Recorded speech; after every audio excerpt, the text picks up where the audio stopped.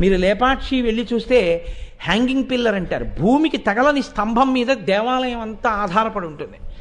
అది చూసి ఒక బ్రిటిష్ ఇంజనీరు ఒక్కనాటికి నమ్మనం, ఎన్నో కట్టడాలు కట్టారు, నేలకి ఆనకుండా ఆ స్తంభం కింద కాగితం పెట్టి తీసేయచ్చు మీరు ఇలాగా.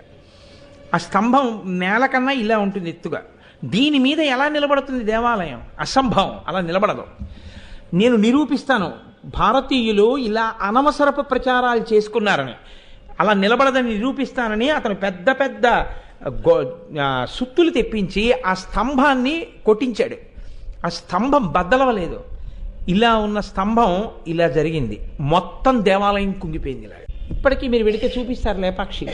హ్యాంగింగ్ పిల్లర్, నేలకి ఆనని స్తంభం మీద ఒక దేవాలయం కప్పంతటిని నించోబెట్టారు మన సివిల్ ఇంజనీర్లు అప్పుడు. అది ఈ దేశపు ప్రజ్ఞ. దాని ముందు మోకరిల్లై ప్రపంచ దేశాలన్నీ.